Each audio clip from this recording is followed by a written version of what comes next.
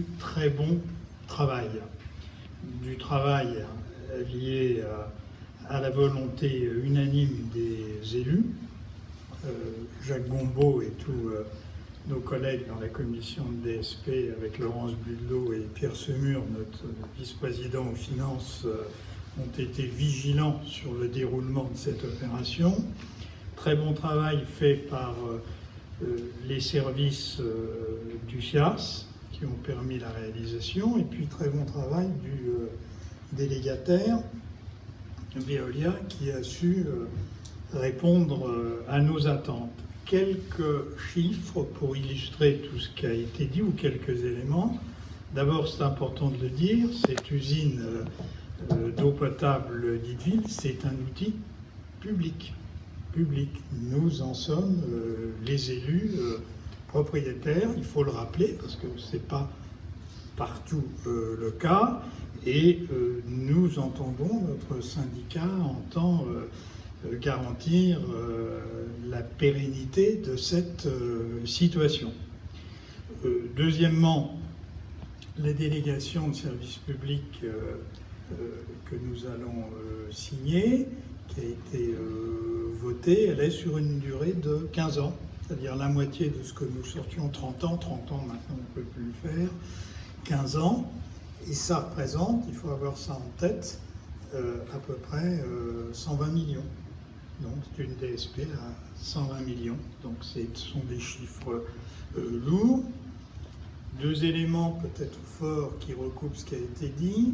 Nous avions, à travers le cahier des charges, deux ambitions, c'est-à-dire de monter la capacité de production, vous l'avez rappelé, vous avez dit en mètres cubes jour, moi je parle en année, c'est de passer de 5 millions de mètres cubes par an à 7 millions de mètres cubes par an, ce qui nous donne la marge compte tenu de la croissance liée à l'urbanisation qui peut se produire autour.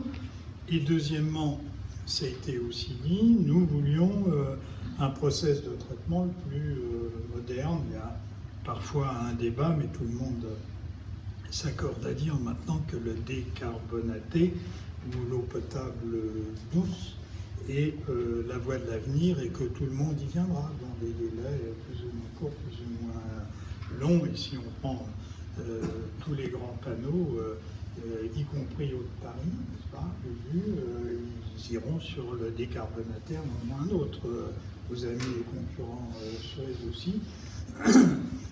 Aller contre le décarbonaté, c'est faire de la marche arrière, parce que au-delà de ce qui a été évoqué, c'est un enjeu de santé publique à terme. Donc c'était les deux contraintes que nous avions imposées. Vous avez brillamment passé tous les canaux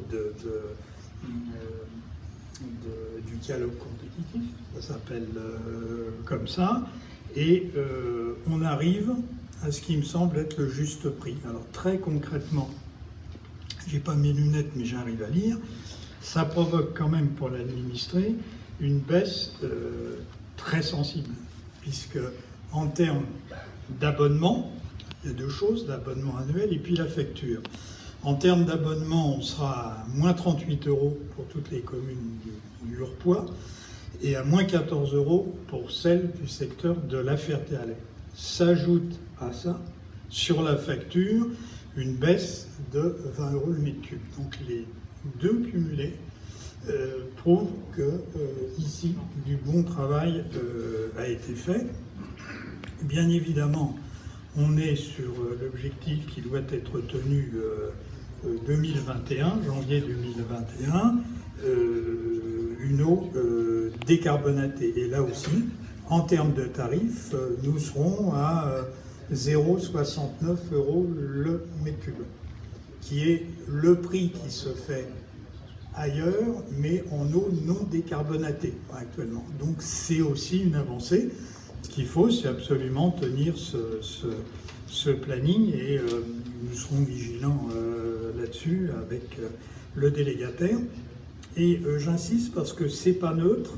Laurence Budelot l'a dit, votre groupe, M. Monsieur le Directeur, a pris un certain nombre d'engagements collatéraux, parallèles, annexes, qui sont importants. Je voudrais les rappeler. En matière sociale, vous êtes engagé sur d'avoir recours à 10 contrats d'apprentissage.